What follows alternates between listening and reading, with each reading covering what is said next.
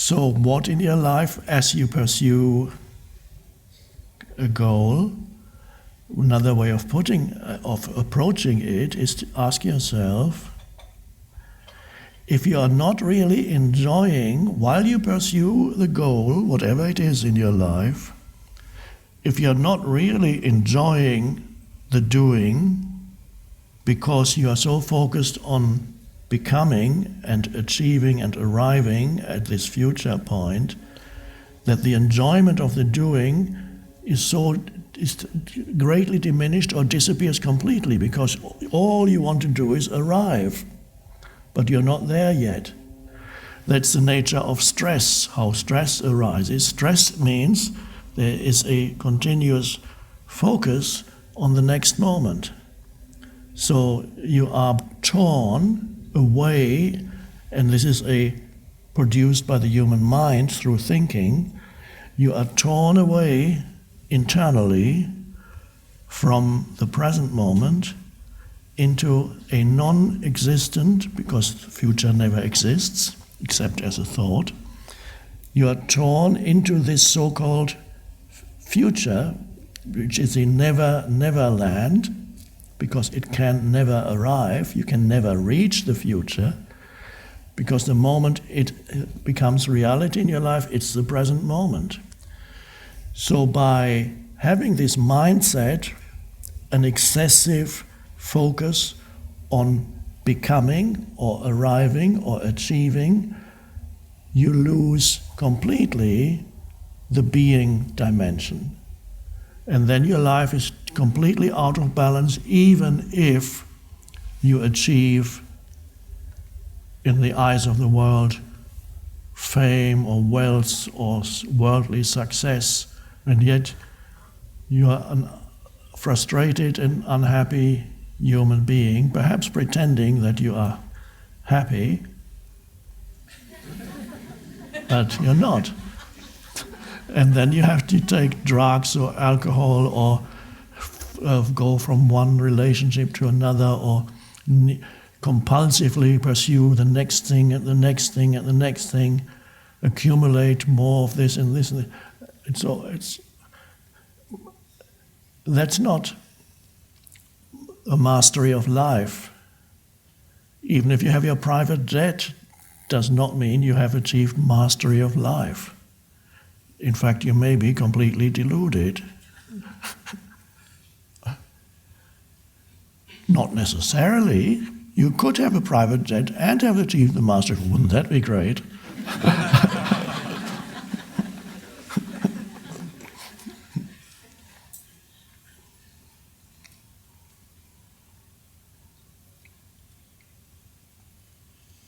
So that is our purpose here is to have that balance, and here the emphasis, of course, of this teaching is on finding the being dimension, awareness of being, which is why I talk so much about the present moment, because this is always the moment your attention goes fully into the present moment.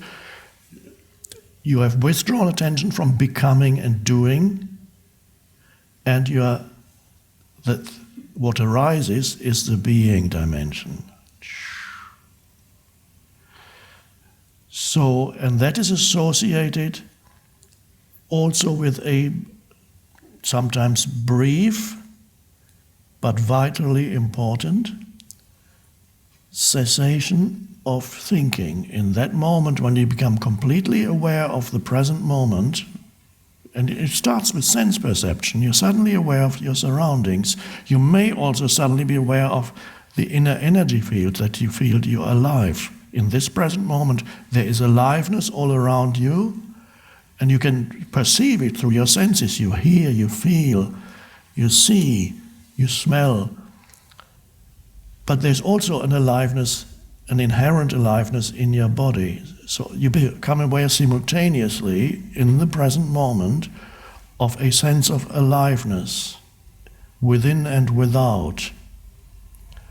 So in addition to what you see with your senses, there is an underlying field of aliveness that you can be aware of in the present moment. And that's the being dimension or presence.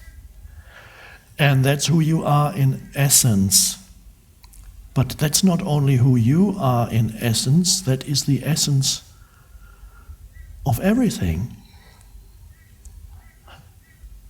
So when you realize that for yourself, it's not the person who has that realization. The universe has that realization. The universe, which for a moment, because your life is a moment on a cosmic scale, your life here as a person has a very short duration. It goes chup, chup. Well, was that it? Yeah.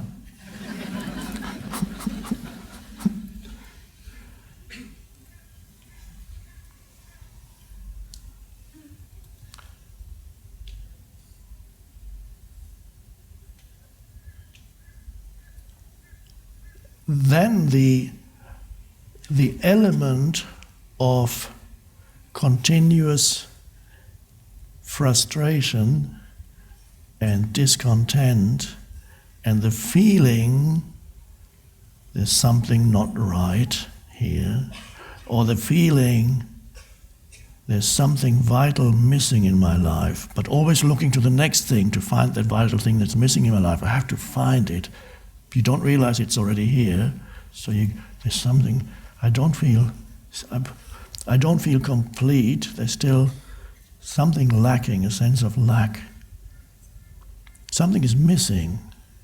Don't know what it is. You might even not verbally say that. There's just a feeling that something is missing, or something is not right. Of course not, because your life is completely out of balance. But I'm not nothing personal, I'm not talking to you, I'm talking in general terms. If your life were completely out of balance, you wouldn't be here. Or if you had accidentally stumbled upon this place, you would soon leave.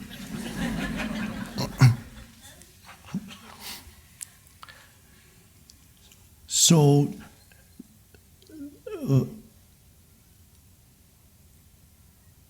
the being dimension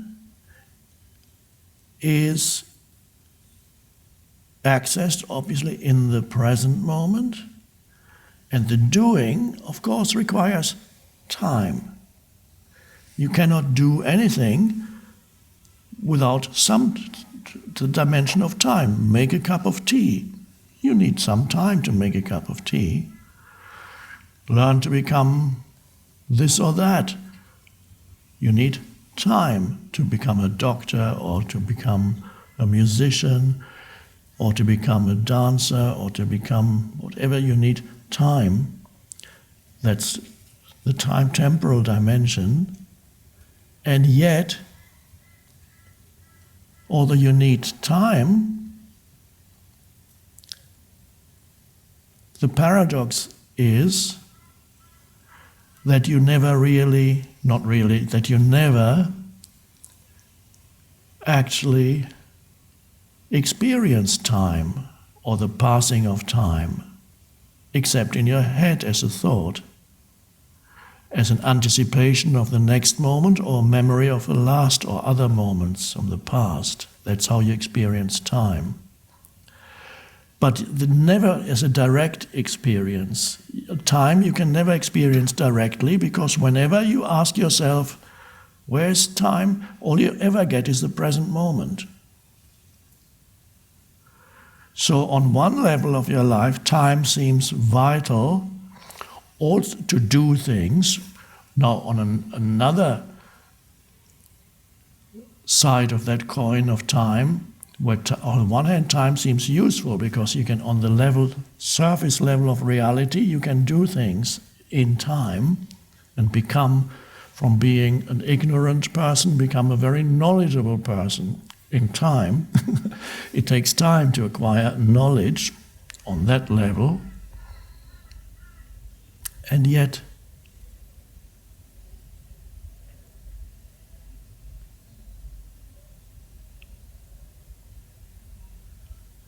That's the good aspect of time, but then there's something else aspect of time which you discover when you compare a photo of yourself taken at the age of 20, let's say you are now 40 or 50 or whatever, and you discover, oh, that's me 20 years ago, and then you look in the mirror, or 30 years ago, what happened to me? Time. Who did this to me? Time. Oh my God. And if you're young and beautiful or strong and healthy, then you can still know that eventually time is going to erode your good looks.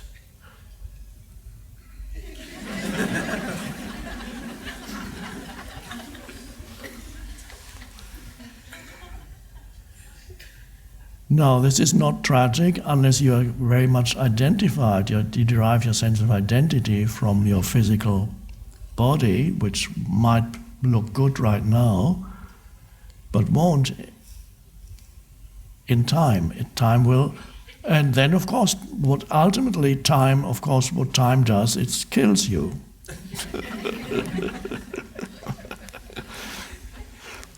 So first it enables you to do things and to become, but then at the same time you begin to wilt like a flower. So time does that to a flower too, much more quickly than a human, but very similar. It does it to a fruit, a piece of fruit. If you want to observe the passing of time, all you can do is to observe the effect that time has on things. But you cannot observe time because it's never there. It's a paradox. One could go into this or make it into a huge philosophical thing, which I won't do. It's enough for you to see in your personal, your immediate experience, time is not something that you can ever experience directly. It only leaves behind evidence. It's been there. A dead body, for example. Or an apple that 2 weeks ago was very fresh and now it's all wrinkled and has gone. And 2 weeks before the apple looked, and it's the same with young humans. They can be very radiant, and then gradually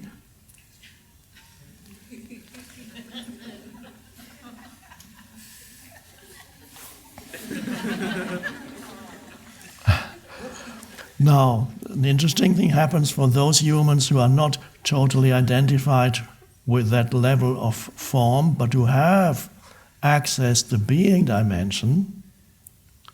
As they grow older, the being dimension, as the physical vehicle gets gradually eroded by time, the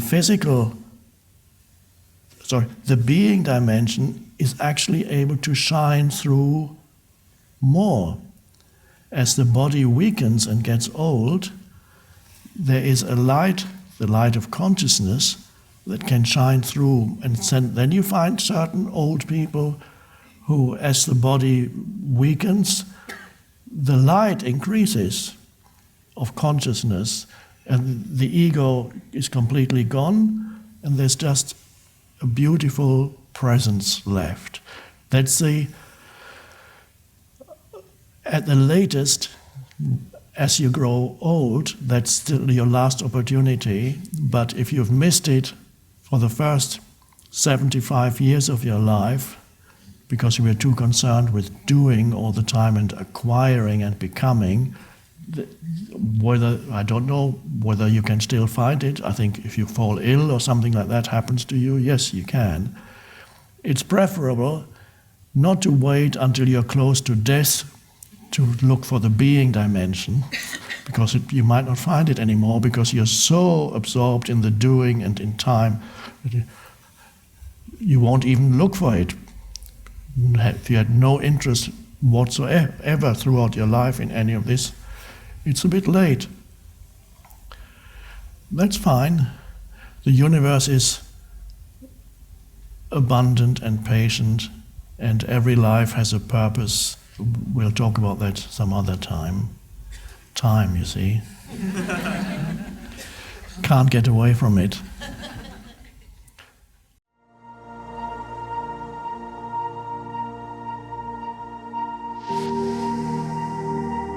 This mind-made sense of self is also much more focused on the negative than the positive.